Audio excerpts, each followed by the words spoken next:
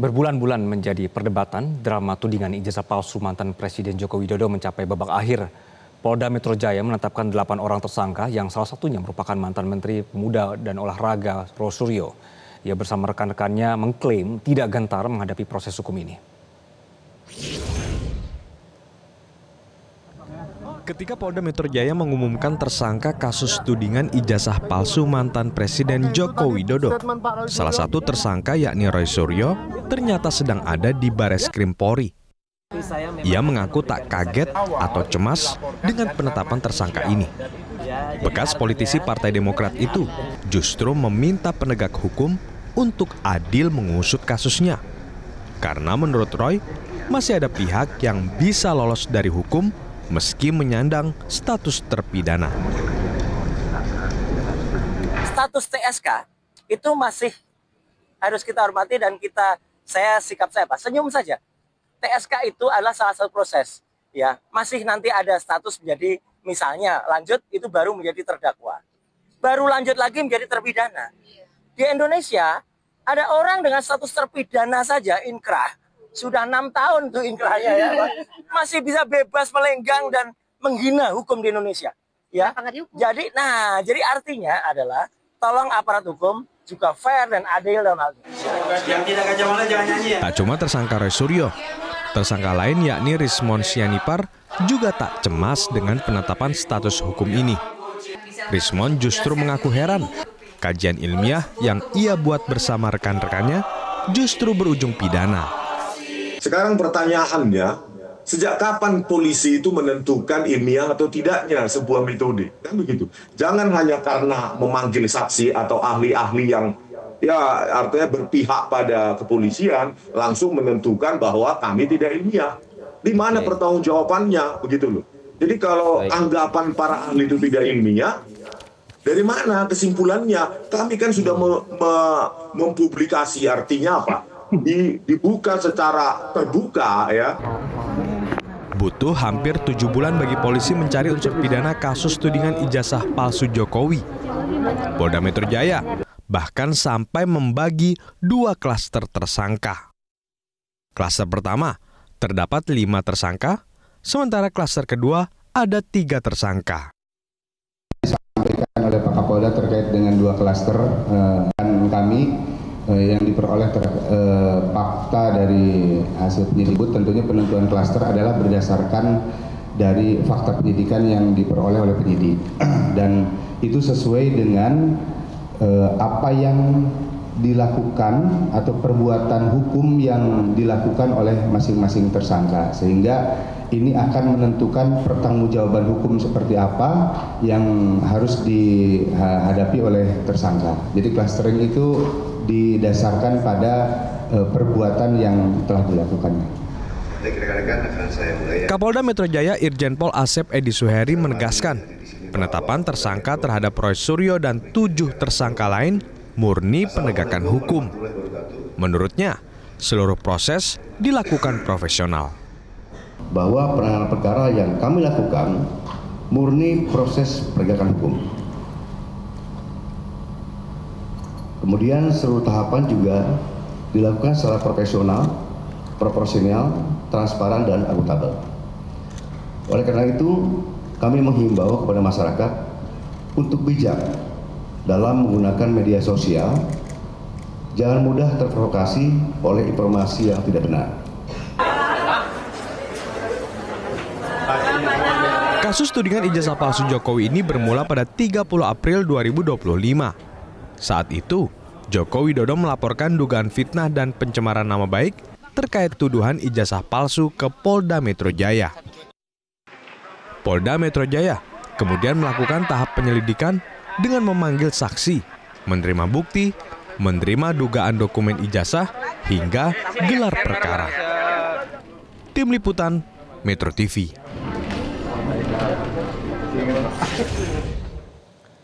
Ya, lalu apakah dengan penetapan 8 tersangka ini kemudian menjadi akhir dari polemik keaslian ijazah mantan Presiden Joko Widodo?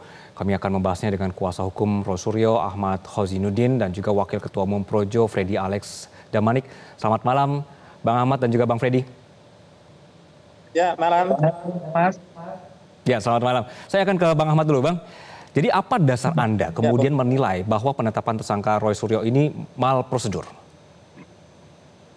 Ya, bismillahirrahmanirrahim. Jadi dasar kami menyatakan ini mal prosedur, jadi prematur mengumumkan tersangka itu berangkat dari update perkembangan penyidikan dilakukan oleh Polda Metro Jaya dan terakhir disampaikan oleh Kabag Penum Polri, Brigjen Pol Ade Arisam yang sebelumnya kan dia menjadi Kabid Humas Polda Metro Jaya. Apa itu? Disebutkan bahwa dari 12 orang terlapor itu baru 11 yang diperiksa, namun tanpa melakukan pemeriksaan lanjutan terhadap satu terlapor, tiba-tiba pengumuman tersangka dan salah satu terlapor yang belum terperiksa itu tadi, kemudian tiba-tiba menjadi tersangka. Dan itu sudah diakui bahwa terlapor dengan inisial ES itu belum diperiksa dan update selanjutnya adalah akan melakukan pemeriksaan terhadap terlapor. Alih-alih melakukan pemeriksaan terhadap terlapor yang sebelumnya sudah disonding oleh Kabid Humas Polri begitu, tiba-tiba Kapolda Metro Jaya justru mengumumkan ada 8 tersangka dari 2 klaster 3 dan 5 dan di 5 klaster pertama itu yang pertama adalah ES yang sebelumnya belum pernah diperiksa pada tahapan sebagai terlapor. Yang kedua, kita sudah mengajukan sejumlah saksi dan juga ahli yang itu juga sudah dikonfirmasi oleh penyidik akan dilakukan tindakan lanjutan. Dan saat itu yang baru diperiksa adalah hanya 1 saksi dari kami, dua saksi dari kami sudah ada surat panggilan tapi belum ada penjatualan ulang karena saat itu ada demonstrasi ya. Jadi Kamnak dari Polda Metro Jaya lebih fokus kepada soal demonstrasi. Namun 3 ahli yang kami ajukan itu sampai hari ini belum pernah ada panggilan. Harusnya setidaknya ada kesetimbangan bahwa mereka punya ahli yang kemudian dari kualifikasi yang ditentukan oleh ahli itulah mereka kemudian menetapkan tersangka. Sementara kami punya ahli yang juga ahli digital forensik, ahli pidana, bahkan ahli linguistik forensik itu tidak diperiksa sama sekali. Sehingga kami melihat bahwa ada mal prosedur di mana tidak ada kesetimbangan dari pemberian kesempatan kepada klien kami untuk membuktikan bahwa kajiannya ilmiah, bahwa benar ijazah tersebut palsu, dan bahwa benar bahwa kajian ilmiah yang palsu itu bisa dipertanggungjawabkan secara ilmiah pula begitu. Dan itu juga bisa dibenarkan melalui pandangan-pandangan ahli-ahli yang dihadirkan oleh pihak yang ada di klien kami begitu. Dan terakhir yang paling penting itu adalah barang yang itu menjadikan kita ribut selama ini itu kan adalah ijazah. Dan sampai di Polda pun ijazah itu tidak pernah ditunjukkan pada klien kami yang konon sebelumnya ijazah itu sudah disita. Artinya apa? Kami sih senyum-senyum saja. Mungkin memang Saudara Joko Widodo ingin menunjukkan kepalsuan ijazahnya itu di persidangan. Dan itu menjadi bagian yang paling penting bagi kami untuk membuktikan di hadapan publik, di hadapan seluruh rakyat melalui suatu persidangan yang terbuka untuk umum untuk membuktikan bahwa ijazah tersebut adalah palsu. Yang sebelumnya diklaim oleh Projo sudah diperlihatkan kepada Projo dan kami ledek itu jangan-jangan yang diperlihatkan itu hanyalah bungkus kacang goreng begitu. Oke, Bang Freddy, jadi ada ketidaksesuaian, menurut Abang begitu ya, ada ketidaksesuaian mengenai cara pemanggilan, kemudian pemeriksaan saksi, dan juga bentuk gelar perkara, begitu ya, Bang Ahmad? Dan yang paling penting saya tambahkan adalah gelar perkara itu tidak melibatkan dari kami dan kami sejak awal sudah mengajukan proses permohonan gelar perkara khusus sebagaimana kami sudah ajukan di Barreskrim, akan tetapi ada pembedaan perlakuan antara Barreskrim Mabes Polri dengan Polda Metro Jaya, di mana permohonan gelar perkara khusus Barreskrim ditindaklanjuti sementara Polda tidak. Jadi itu tambahan dari apa yang ingin kami sampaikan. Oke, apakah kalau kemudian dinyatakan ini sebagai mal prosedur, Bang Ahmad dan juga tim ini sudah melaporkan temuan ini mungkin ke Propamkah atau Lembaga Pengawas Internal Polri? Ya, hari ini kami sedang melakukan penyelidikan dan kemudian inventarisasi sejumlah pelanggaran-pelanggaran apa saja yang sudah dilakukan dan tentu akan menentukan tahapan apa yang akan kami tempuh. Tentu dengan pertimbangan bahwa perkara ini tidak ansih soal hukum, tapi ada soal politik. Jadi yang paling penting pertama kali harus kami sampaikan adalah kepada publik, kepada seluruh rakyat. Karena mengadu kepada rakyat itu jauh lebih memiliki makna ketimbang mengadukan masalah-masalah ini kepada institusi kepolisian yang selama ini justru alih-alih menerima laporan pengaduan masyarakat secara baik, tetapi justru mengesampingkan. Berbeda kalau laporan itu berasal dari kubu Joko Widodo begitu cepat. Nah ini kita lihat dalam pembedaan perlakuan terhadap laporan Dumas di Barreskrim yang hari ini justru penyelidikannya dihentikan. Sementara di Polda Metro Jaya begitu sigap Polda Metro Jaya menaikkan status ini menjadi tersangka tanpa memeriksa salah satu terlapor yang sebelumnya sudah diumumkan akan diperiksa oleh Mabes Polri. Begitu. Oke, saya akan ke Bang Freddy, tapi sebentar ya Bang ya, ini ada yang menarik dari pernyataan dari Bang Ahmad. Bang, ada tekanan politik, memang Anda merasa ada tekanan politik di sini? Siapa? Bang Ahmad? Saya? Iya, Bang Ahmad. Halo? Ya, sebentar, saya ke Bang Ahmad dulu. Bang Ahmad, tadi Anda sebut sempat ada pernyataan bahwa ini ada tekanan politik, memang benar Anda merasa seperti itu? Ya, bukan pernyataan. Ini adalah kondisi faktual yang kami rasakan. Karena begini ya, dalam perspektif politik, sebenarnya kasus ini kan sudah berbulan-bulan tidak pernah naik. Tetapi Oke. setelah Presiden yang menyatakan dirinya hopeng dengan Joko Widodo, dia tidak takut, tetapi tiba-tiba penyidikan ini ditingkatkan dengan menyebutkan tersangka. Artinya Oke. ada satu hubungan kausalitas antara kekuasaan dengan kasus ini, di mana yang pertama, pembedaan dalam perlakuan saat penerimaan laporan antara yang di Barreskrim dengan Polda Metro Jaya. Yang kedua, pembedaan perlakuan saat peningkatan status sebagai tersangka. Ini kan tidak lepas dari sebelumnya kritik masyarakat kepada Presiden dalam kasus kereta cepat yang sebelumnya kita tahu itu adalah masalah yang diwariskan oleh saudara Joko Widodo dan Luhut Binsar Panjaitan. Lalu ada pasang badan dari Presiden, rakyat marah. Lalu tiba-tiba Presiden mengkonfirmasi tetap ada di kubu Jokowi, dan tidak lama setelah itu, setelah Presiden menyatakan hopeng dengan saudara Joko Widodo, ada peningkatan kasus. Jadi kami sulit untuk tidak mengaitkan bahwa ini ada tekanan politik yang besar, karena masalah utama yakni ijazah itu sendiri sampai hari ini barang itu tidak pernah diperlihatkan. Oke, begitu. Bang Ahmad, ya. Oke, saya ke Bang Freddy. Bang Freddy, tanggapan Anda Bang. Jadi disebut ini sebagai mal prosedur, kemudian juga tadi ada pernyataan bahwa ya memang ada tekanan politik di sini. Ya, terima kasih.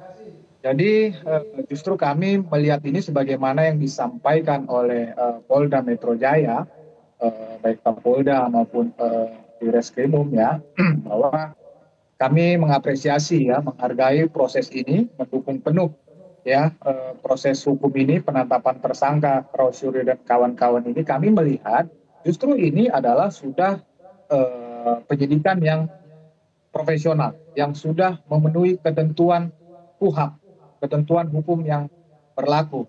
Jadi penyidik sudah menyampaikan dalam keterangan pers mereka bahwa ya, jadi di KUHP itu memang tidak ada ya, untuk menetapkan tersangka itu harus diperiksa dulu.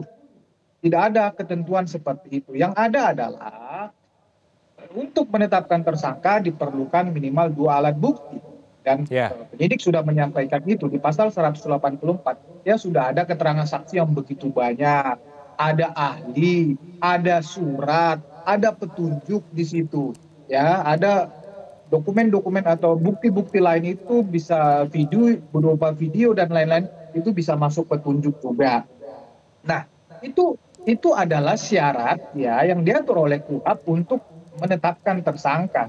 Justru kami sebetulnya ya, kami menghargai proses ini, walaupun kami jujur melihat ini sudah lama menurut kami ya proses ini, karena sebetulnya kasus ini sangat sederhana. Berkaca dari kasus-kasus lain yang seperti ini, sebentar saja ini simpel. Bagi kami kasus ini simpel, tetapi kami hargai penyidik karena mereka, kita paham, berhati-hati, sangat berhati-hati, karena kasus ini memang menjadi perhatian publik. Ya, jadi tidak ada sama sekali di sini bahwa ada tekanan politik, nggak nyambung tadi itu ya, statement Presiden Prabowo yang berhubungan dengan HUS, dengan hopeng, dengan kasus ini. Ya, jadi itu hanya argumen yang dipaksa-paksakan, dikait-kaitkan. Tapi nggak apa-apa, sah-sah saja teman-teman Bung Ahmad maupun pihak Rosyuri mengatakan itu. Tapi kan publik bukan publik ini, kita ini sudah cerdas dan harus kita kasih pemahaman yang benar bahwa memang ini adalah proses hukum. Jadi di dalam kasus pencemaran nama baik fitnah ini, jadi kan yang dilihat itu kan unsurnya kan sebetulnya adalah apakah ada tuduhan yang disampaikan di situ oleh para tersangka ini, kan kemudian apakah tuduhan tersebut itu menyasar kehormatan orang lain, dalam hal ini Pak Jokowi sebagai pelapor. Kemudian tuduhan tersebut disiarkan di publik, kan begitu. Kemudian tuduhan tersebut tidak disertai bukti yang sah, ya, atau bahkan bertentangan dengan fakta-fakta hukum yang ada. Misalnya fakta hukumnya, ya, UGM menyatakan dia mengeluarkan itu. UGM mengatakan bahwa Pak Jokowi ada alumninya. Demikian juga saksi-saksi lain, misalnya teman-teman alumni. Ya, demikian juga dari pihak KPU dan seterusnya. Kemudian apakah ada di situ kerugian reputasi bagi korban, dalam hal ini Pak Jokowi sebagai pihak pelapor. Nah, tentu ada, makanya dia melaporkan. Jadi dari unsur itu saja, ya itu sudah sangat-sangat terpenuhi. Ya kasus ini memenuhi pencemaran nama baik dan fitnah, tentu di dalam Undang-Undang ITE kan gitu. Karena ini disiarkan di dunia digital. Jadi menurut kami memang ini murni proses hukum. Ya proses hukum pidana yang memang begini sistem hukumnya. Criminal justice system itu nanti pemeriksaan tersangka. Di dalam pemeriksaan tersangka masih ini proses penyidikan. Proses penyidikan itu nanti yang disampaikan Bung Ahmad tadi, ya saksi-saksi meringankan dan lain-lain, ahli segala macam, nanti masih bisa diperiksa di situ ya. Nah, adapun ya kalau memang seperti Bung Ahmad sampaikan ada cacat-cacat prosedur atau cacat apapun substansi di situ, silakan. Proses hukum mengakomodir itu, mengakomodir keberatan melalui proses peradilan maupun di dalam proses persidangan itu sendiri. Dan saya sangat percaya, kami percaya, karena begitu banyak publik yang memperhatikan ini, media begitu menyorot ini, ya kami percaya proses ini akan dilakukan dengan benar, dengan transparan dan sesuai dengan ketentuan hukum yang berlaku. Demikian, Bu. Oke, jadi menurut Bang Freddy silakan saja nanti kubu Roy Suryo untuk memberikan bukti begitu kalau memang ini ada mal prosedur begitu ya. Bang Freddy, tadi kan ada satu pernyataan berkenaan dengan apakah memang kemudian pengaruh Pak Jokowi itu masih ada sehingga bisa mempengaruhi proses hukum saat ini dan cepat untuk menetapkan tersangka. Ya, kalau Pak Jokowi melakukan intervensi ini, saya saja selaku pendukung Pak Jokowi ini, udah saya bilang tadi, ini merasa terlalu lama. Ya, saya selalu bertanya, ya, kenapa ini terlalu lama? Kenapa terlalu lama? Kalau memang beliau intervensi, ya ini nggak butuh selama ini. Ya, kita waktu ketemu dengan Pak Jokowi di Solo, kita tanyakan, Pak ini bagaimana kok sampai selama begini? Udah biarin aja di situ Mas, biarkan aja berjalan sesuai prosedur. Kita yakin kok orang ijazahnya ada, asli segala macam, biarin aja berjalan. Tapi nanti ikutin aja semua proses. Jadi tidak ada Pak Jokowi melakukan intervensi hukum apapun atau intervensi politik apapun terhadap kasus ini. Kami yakin 100%. Oke, Bang Ahmad, kemudian apa sekarang yang kemudian akan dilakukan oleh kubu Anda? Pra-peradilan, jadi Bang? Ya, opsi pra-peradilan masih kami pertimbangkan dan hari ini baru saja kami rapat. Tetapi sekali lagi, statement yang disampaikan Bung Freddy Darmaning itu kan bukan statement dari Polda. Dan andaikan Polda mengadopsi pandangan dari Ketua Projo atau Sektum Projo ini, alangkah sangat lemah sekali ya hukum di negara kita. Karena pertimbangannya begitu sangat simplistik untuk soal-soal yang sangat krusial. Kalau memang ini dianggap, didalihkan menjadi atensi seluruh masyarakat. Kenapa demikian? Karena proses yang paling krusial itu kan sebenarnya di dokumen ijazah yang sebelumnya sudah disita dan klien kami saat diperiksa sudah minta untuk ditunjukkan dan itu tidak ditunjukkan dengan dalih itu sedang diperiksa di laboratorium forensik. Padahal sebelumnya itu juga sudah pernah diperiksa di laboratorium forensik pada saat Dumas. Bedanya target Dumas pertama di lab itu untuk menghentikan dan target lab forensik yang kedua ini justru untuk menaikkan status orang dari penyidikan itu menjadi tersangka. Tapi biarkan sajalah, akhirnya kan kita melihat ini masyarakat yang menilai. Jadi percaya atau tidak kami menyampaikan ada intervensi itu bukan melalui penilaian atau sanggahan dari kubu Projo begitu. Tapi kembali masyarakat akan menilai. Menilainya sederhana saja. Kalau tidak ada intervensi nggak akan ada dua kasus yang sangat kontradiktif. Ya misalnya di kasus klien kami tersangka begitu glamor disampaikan, tetapi di kasus Sylvester Matutina sudah terpidana saja 6 tahun nggak dieksekusi. Itu tidak ada satupun yang komplain dari kubu Jokowi, padahal itu bagian dari penegakan hukum. Kalau itu murni penegakan hukum, bahkan kubu Jokowi ya selalu bergandengan tangan untuk membela seorang Sylvester Matutina yang sudah posisinya terpidana, bahkan ingkrah, bahkan lebih dari 6 tahun begitu. Dan untuk yang kedua, satu tersangka kami santai saja kok, nggak ada yang perlu kita khawatir, kita akan lawan. Buktinya Firly Bahuri ya tersangka korupsi di Polda Metro Jaya sampai sekarang juga melenggang bebas. Jadi saya kira tantangannya bagi Polda itu adalah soal apakah ada pelaksanaan hukum yang diperlakukan secara equal atau sama.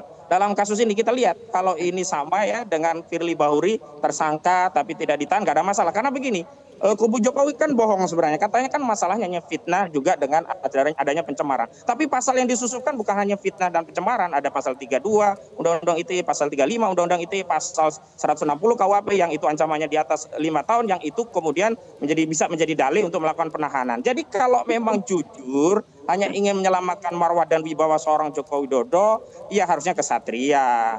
laporkan saja pasalnya 310, 311, atau kalau mau menggunakan ITE ya 27 Undang-Undang ITE. Jangan kemudian semua pakai pasal ada 160 KUHP, ada 28 ayat 2, ada 32 dan 35 Undang-Undang ITE. Begitu. Oke, Bang Ahmad, kalau begitu kenapa tidak mengajukan saja benar-benar ada pra-peradilan untuk pembuktian mal prosedurnya, kemudian juga pembuktian dokumen asli, Bang Ahmad? Ya, pembuktian dokumen asli kan sebenarnya ada pada Jokowi kalau dalihnya itu asli, dan itu yang kami uji melalui penyidikan untuk bisa ditampilkan oleh penyidik, dan lumrah wajar penyidik itu memperlihatkan barang bukti untuk menjelaskan ini loh kesalahan kamu itu fitnah. Kamu itu melakukan pencemaran. Kenapa? Dokumennya itu asli. Ini kami sudah periksa. Ini kami perlihatkan. Ini loh yang disebut asli. Silakan kalian cek. Nah, itu baru fair. Tapi kan persoalannya hari ini klien kami tidak diberikan akses itu. Tetapi kami sendiri punya ya dokumen-dokumen yang sudah kami akses yang itu dikualifikasikan sama dengan yang dipegang oleh Jokowi. Yakni apa? Dokumen-dokumen yang sudah dilegalisir berupa ijazah yang diperoleh dari KPU maupun KPUD. Dan itu yang akan ya dijadikan sarana untuk membuktikan bahwa ijazah tersebut bermasalah. Ya memang persoalannya apakah itu akan disampaikan di penyidikan atau nanti di pengadilan. Kami sih berharap tadinya itu ditunjukkan sehingga kalau klien kami salah juga jelas. Tapi memang rasa-rasanya Saudara Joko Widodo hendak menghindari proses persidangan. Sebagaimana saat ini sudah digugat di bawahnya peradilan, proses pembuktian itu tidak sampai dan tidak pernah ditunjukkan melalui pengadilan. Padahal dalilnya akan ditunjukkan kalau sampai ke pengadilan. Demikian. Oke, saya ke Bang Freddy. Bang Freddy, jadi apakah penetapan tersangka ini kemudian berarti mengakhiri polemik soal keaslian ijazah Jokowi, Bang? Oh, tentu tidak. Kita tidak percaya memang Bung Roy dan kawan-kawan ini akan mengakhiri polemik kasus ijazah ini. Karena ini kan sudah berlangsung lama dan sampai sekarang. Dan walaupun penetapan tersangka ini juga ini masih bagian dari awal dari proses kan, masih ada rangkaian nanti proses di persidangan, ya putusan pengadilan, bahkan banding segala macam. Itu pun sudah diputus. Kami juga nggak percaya ini akan berhenti, akan terus. Kan udah kelihatan. Ini kan memang sistematis dari gelagatnya karena memang sejak awal kami katakan memang kepentingannya adalah untuk mendelegitimasi. Jadi segala isu akan dimainkan. Ini yang sekarang yang sedang mereka mainkan ijazah ini masih panjang. Ini masih panjang. Ya, merespon tadi misalnya sekali lagi kami sampaikan bahwa kasus pencemaran nama baik dan fitnah itu ya jadi titik beratnya bukan di ijazah itu ya, titik beratnya adalah di unsur-unsur yang saya sampaikan tadi. Ijazah itu nanti dibuktikan di pengadilan, yes ya, tetapi dalam proses penyidikan ya memang penyidik tidak punya kewajiban menunjukkan itu kepada para terlapor atau saksi atau siapapun itu, tetapi dia punya mekanisme sendiri untuk menguji kebenaran itu, ya fakta bahwa itu asli, bahwa dokumen itu asli, tentu melalui lab clean, melalui ahli, melalui lembaga, ahli-ahli saksi yang diperiksanya dia. Nah, itulah adalah proses pidana namanya. Jadi misalnya kan banyak kasus pencemaran nama baik ini kan sederhana. Misalnya kita menuduh orang, ya, kamu pemerkosa atau kamu koruptor. Bang Freddy. Apakah proses koruptor itu harus dibuktikan dulu? Kan nggak begitu. Jadi yang perlu dibuktikan adalah tuduhannya itu. Itulah unsur-unsurnya. Demikian. Oke, baik. Sayang sekali waktu kita sudah habis. Ini Bang Freddy, Bang Ahmad. Kita terima kasih sekali untuk perspektifnya di sore hari ini. Ya, tapi satu hal. Tambahan saja. Pernyataan Bung Freddy tadi menunjukkan bahwa dia memang takut untuk menunjukkan ijazah aslinya, jadi lari dari persoalan ijazah, dilarikan ke soal fitnah. Ya, Bang Freddy, tapi dari Anda ditunjukkan di pengadilan, saya jamin. Ya, itu pengecutnya di situ, nunggu di pengadilan, karena ijazahnya memang bodong begitu. Oke, Bang Freddy, berarti dalam persidangan pun nanti dari tim Jokowi ini berani ya Bang ya untuk membawa dokumen aslinya ya Bang? Ya, kami sudah menanyakan ke Pak Jokowi, ya akan ditujukan di persidangan dan kami pegang kata-kata Pak Jokowi. Sampai situ saja, oke. Baik. Oke, sekali lagi abang-abang terima kasih. Mohon maaf karena waktunya terbatas. Terima kasih untuk kesempatan di malam hari ini. Selamat malam. Jelajahi cara baru mendapatkan informasi. Download Metro TV Extend sekarang.